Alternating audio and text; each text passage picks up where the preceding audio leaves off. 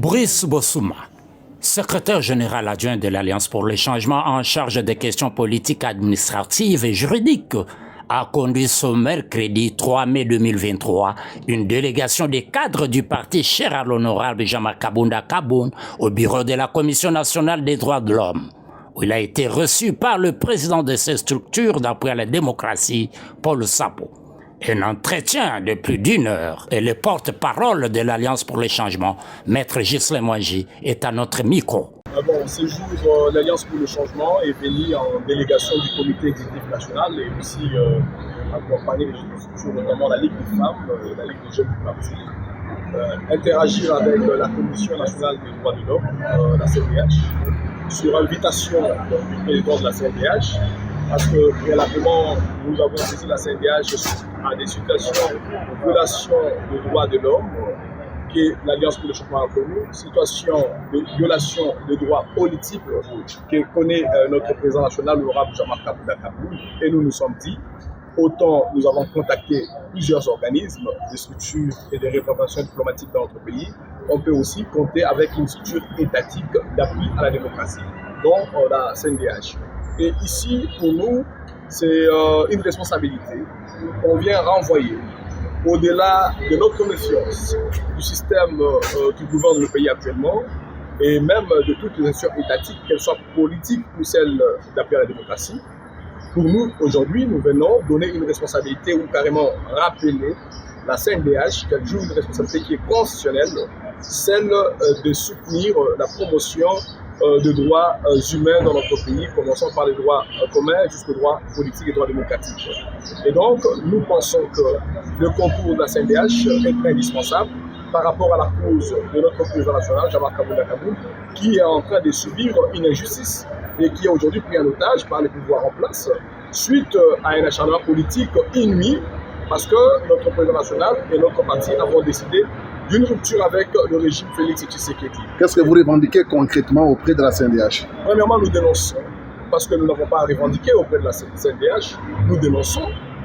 parce que nous l'avons fait au travers de plusieurs communications, nous avons dénoncé, mais en même temps, nous portons un plaidoyer ici des rappels de responsabilité. Comme je l'ai dit, la CNDH a une responsabilité, celle d'appuyer la démocratisation de notre pays, et celle de soutenir ou d'assurer la promotion des droits humains dans notre pays. Donc nous sommes venus ici porter notre plaidoyer pour que les droits humains soient respectés, les droits démocratiques soient respectés, les droits parlementaires soient observés scrupuleusement et surtout le droit des manifestations publiques, les droits d'existence en tant que parti politique pour notre parti Alliance pour le changement soient assurés parce que vous le savez, les partis au pouvoir, l'UDPS, attaquent notre parti à répétition, torturent, tuent, blessent nos militants et nous pensons que ces actes sont des actes contraires aux droits humains, sont des actes contraires au droit à la liberté d'expression, à la liberté d'appartenance politique. Vous regardez vos échanges. La CNDH est un partenaire que nous osons compter et nous espérons que le résultat. C'était quoi la réaction de la CNDH après avoir vu? Bon, écoutez, la CNDH nous a rassuré de son implication positive et nous, en tant que délégation, nous continuons à voir dans son postulat et nous espérons que la CNDH, au-delà de cette posture, va poser des actes que dans les jours qui viennent, d'abord l'exécution de l'ordonnance d'arrestation à résidence surveillée rendue pour le dossier judiciaire de l'honorable Jean-Marc Kabunda Kaboun. Et ensuite, la cessation des poursuites judiciaires qui ne cadrent pas avec la Constitution, tout comme avec les pratiques démocratiques dans notre pays. On ne peut pas poursuivre un parlementaire pour des raisons d'opinion politique. Et donc, la parole de la CNDH, sa posture sera vérifiée ultérieurement par l'action et le résultat. Écoutez, pour ce qui s'est passé au niveau de la Cour constitutionnelle, tout comme avec la Cour de cassation, c'est devenu une coutume avec une haute juridiction dans notre pays. Et la partie Jean-Marc Kaboun, que nous sommes en tant que son parti politique et en tant que sa famille politique,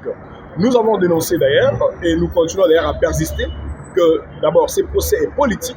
Les poursuites ne sont pas fondées juridiquement et même l'arrêt rendu par la Cour constitutionnelle n'est pas aussi fondé parce qu'il y a effectivement inconstitutionnalité. 5 préventions dans le réquisitoire donc du procureur général auprès de la Cour de cassation, pour lesquels d'ailleurs il a obtenu une autorisation de poursuite auprès du bureau Mbosso, et cette autorisation est limitée sur les 5 préventions et nous a porté 12 préventions dans une citation à prévenu, donc se trouve donc être un cas d'inconstitutionnalité, quel que soit l'arrêt rendu par la Cour constitutionnelle pour répondre plutôt aux besoins des officines politiques. Nous restons téméraires là-dessus. Nous disons que notre opinion va dominer parce qu'il y a eu inconstitutionnalité et les procès politiques doivent cesser à l'endroit de notre président national. Rappelons que cette rencontre vient après celle de la délégation de la Ligue des femmes au mois de mars dernier, conduite par Madame Antoinette Bilali Zouena.